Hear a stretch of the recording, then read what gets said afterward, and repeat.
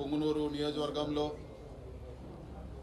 Rajampet parliament పరిధిలో అదేవిధంగా ఈరోజు మీడియాలో చూస్తున్నాము రాష్ట్ర వ్యాప్తంగా కూడా ఈరోజు వైఎస్ఆర్ కాంగ్రెస్ పార్టీ నాయకులు చిన్న చిన్న లీడర్లు వీళ్ళందరిపైన ఆస్తులపైన భౌతిక దాడులు అదేవిధంగా రకరకాల ఈరోజు దాడులు గురవడం చూస్తూ ఉన్నాము.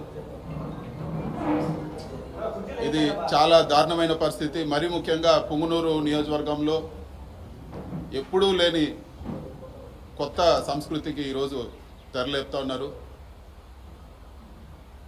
జేసీబీలు ఎక్స్క్వేటర్లు తీసుకొచ్చి పేదోళ్ళు వాళ్ళు కష్టపడి వాళ్ళ జీవితాంతం సంపాదించి చిన్న చిన్న ఇల్లులు, చిన్న సింగిల్ బెడ్రూమ్ ఇల్లు, చిన్న ఇల్లులు కూడా అవన్నీ కూడా జేసీబీలతో కూల్చేయడము, వాళ్ళ ఆస్తులన్నీ కూడా ధ్వంసం చేయడము, ఎక్కడో ఫ్యాక్షన్ నియోజకవర్గాల్లో చేసినట్లు చెట్లు, మామిడి చెట్లు అన్నీ కూడా వందలాది మామిడి చెట్లు కాపుకొచ్చిన మామిడి చెట్లన్నీ కూడా నరికేయడము ఈరోజు పొంగునూరు నియోజకవర్గంలో కానీ కోడూరు నియోజకవర్గంలో కానీ ఇవన్నీ కూడా ఒక మంచి సంస్కృతి కాదని చెప్పి కూడా నేను తెలియజేస్తా ఉన్నాను.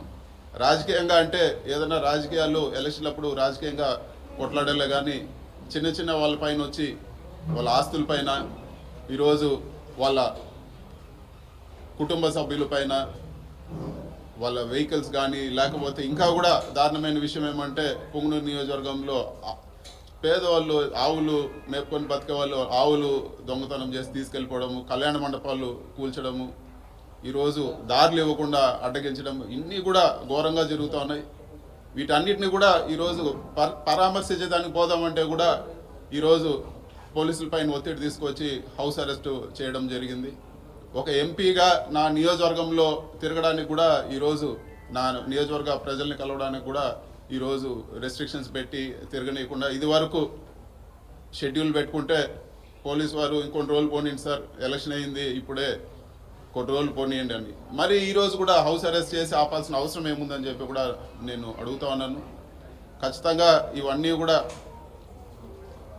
స్పీకర్ దృష్టికి కూడా తీసుకుపోతాము. ఇవన్నీ కూడా నా కాన్స్టిట్యూషనల్ రైట్. ఒక ఎంపీగా నేను ప్రతి గడప, ప్రతి కార్యకర్త, ప్రతి నా దగ్గరకు వచ్చే ప్రతి ఒక్కరిని కూడా కలిసే అధికారం ఉంది. ఈ విధంగా చేయడం సరైన పద్ధతి కాదని చెప్పి కూడా నేను తెలియజేస్తా ఉన్నాను. అంతేకాకుండా ఈరోజు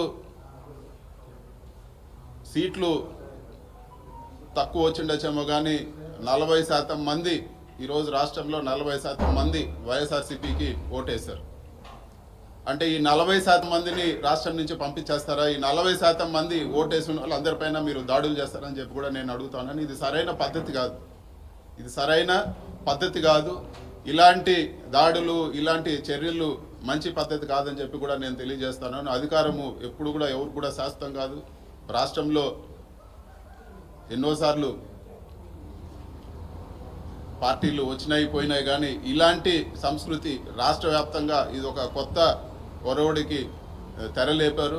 ఇది మంచి పద్ధతి కాదని చెప్పి కూడా నేను తెలియజేస్తున్నాను. ఖచ్చితంగా క్యాడర్కు, వైఎస్ఆర్సీపీ నాయకులు అందరూ కూడా చెప్పేది ఏమంటే ఖచ్చితంగా ఈ ప్రతి ఒక్క కార్యకర్తకు అండగా ఉంటాము.